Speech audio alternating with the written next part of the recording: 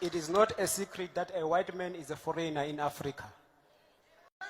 So Africans, if you are not ready to fight, you will be slaves for the rest of your lives. We must take our land. Hello guys, welcome to my YouTube channel, Ijoma TV.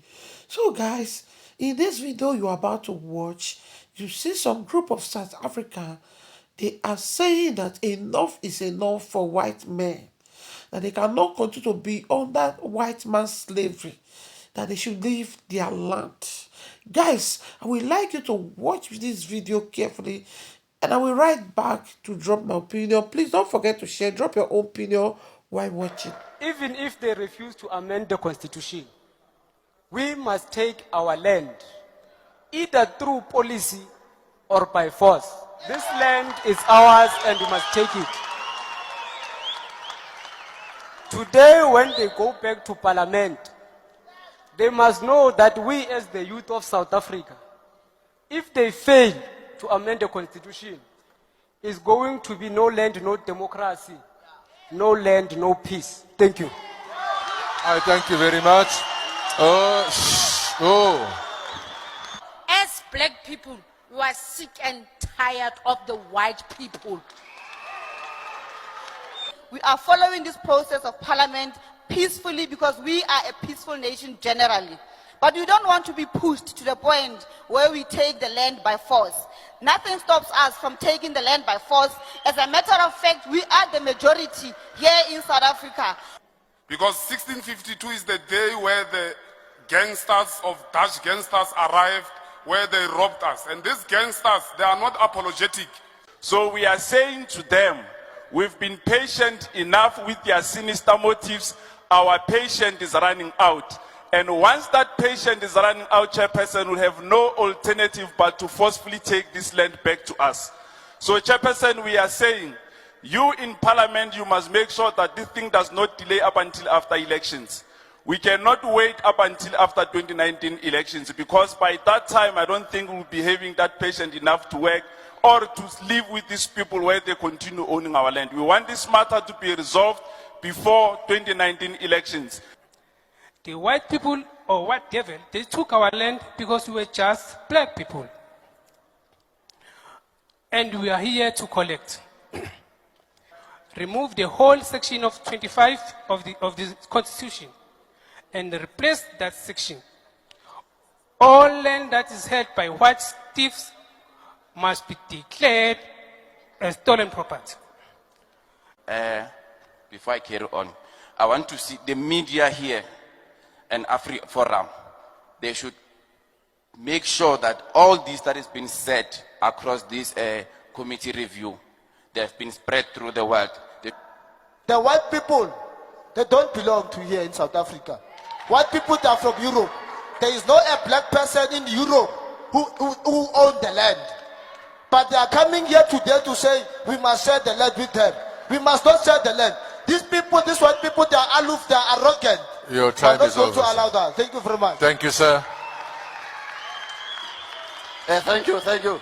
So we need our land back. We are not apologetic about it and we are not afraid. So if the white people think that we are afraid, we are not. So we are going to take our land back by force. If the constitution doesn't allow us to do that, we will do it ourselves. Unfortunately, we have to do it. We can't wait for any longer now. We can't wait for any longer. If the ANC think that we are playing, we are not playing. So they must cooperate and have a plan because I can see that they don't have a plan. Whites never seek reconciliation with us. The only reconciliation that we are seeking is the return of the land without any bloodshed. Any white person who thinks that is going to approach any reactionary court of law, that application must be declared unlawful and a vexatious application. Expropriation without compensation should already start now. No, don't wait later, because otherwise we will take the land physically if they don't give it us peacefully. It's undermine us because we don't have the land. You have a degree, you've got masters. Go and check the qualifications of your white boss. He has got no single qualification. But you are working for them, you are worshiping them, even when they've got nothing better than you, mentally and intellectually. Why? It's property. So when we fight for the land, you must know we are fighting for the restoration of the dignity of African people. We know the key to building wealth in Africa. It's very simple. Control what belongs to you. Once you control that, they still need it. Who does not need cobalt? Who does not need coltan? Who does not need copper? Who does not need uranium? They need all these resources. Who does not need the natural gas? Who does not need the petroleum? They still need it because the economies are fueled in a certain industrial way. So what we're saying is that so long as they continue to need it, make sure that they pay you what you deserve. There's no poor country in Africa. Every African country is wealthy. They are impoverished. There's a difference between being poor and impoverished, right? Impoverished because they're taking your resources literally for free and then forcing you to buy what they make with your resources for inflated prices. And then, of course, you can't afford it because you're selling and you're getting only this amount of money. And you're buying and you have to pay this amount. So what do? You borrow money. And that is why Africa now collectively has a debt of more than $1 trillion. Of course, I critique what the Europeans are doing, but I'm not waiting for Europeans to be the solution to our predicament. I explain it, I lay it out, and as I said earlier, I want the youth to take power in Africa. Then they can start changing the dynamics of the relationship that we have with Europe.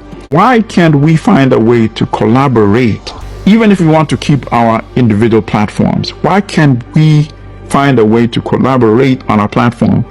If we came together, and I've been talking about this for a long time, we can even do a digital meeting, conversation, and get like-minded 50 people who have decent platforms, and let's create one platform that collectively we all contribute to. You don't think we would have global impact? Of course we would. So we have some major breaking news coming from South Africa. South Africa has decided to remove all the white people from South Africa. These are the Africans. These are the people that were owning large tracts of land.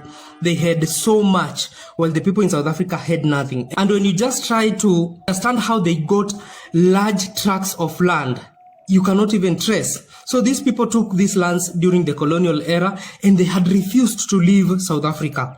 So 8,000 of them will be going to the United States of America, to their ancestral land.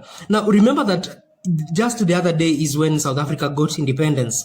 But now the people who were in South Africa, the Europeans, did not leave South Africa. They were still living there, including an area in South Africa where only white people live. They don't even want a single black person to be seen in that area. You can imagine how these people are treating the Africans. And now South Africa has said enough is enough, and these people will be heading to the United States of America. They could have been deported, but the United States of America decided to give them asylum so that they can go there and start their life there.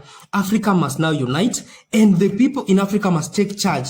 Because how come an African doesn't have a place to live in his ancestral land when a Western power has taken all the tracts of land in the name of farming and providing food for the people? Honestly, the way some of these white people see Africa, they don't value them, they don't see them as anything.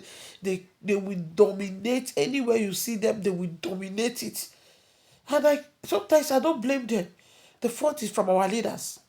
Not only in South Africa, but general, all African countries. Many of the African countries celebrate their independence. I'm telling you that most of the countries celebrating independence, they are still dependent on them. They have colonized them, but my people, they still see them as slaves. And the fault is from our leaders.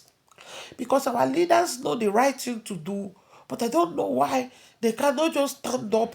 They cannot be bold to take what belongs to them.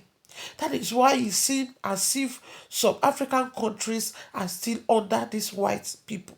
How can whites dominate an African country? They will be the one in control. In fact, the fault is from our leaders. I pray that African leaders should wake up. This problem is not only South Africa, but now I love what South Africans are doing. These youth have stand up now. That they want to take fully what belongs to them. Now, because true, Africa is not for white. But now it's as if the whites are controlling in that same South Africa. And now the youth are saying, no, we are the owner of South Africa. So I believe that other countries can see this. Other leaders can see this and come together and take what rightful belongs to them. These people are not better than us. The fault is from leaders. So you that have watched up to this moment, what do you think that should be the way forward to resolve all this? Please share your opinion, your thoughts under the comment section. I love what South African people are doing. Honestly speaking, I love the move. What they are doing, standing out for themselves, speaking out for themselves, to take what rightfully belongs to them. This is a good one. Kudos to them. So please share your thoughts under the comment section. If you are new here, subscribe, and I will see you guys in my next video. Don't forget, this is Ijoma TV. Bye.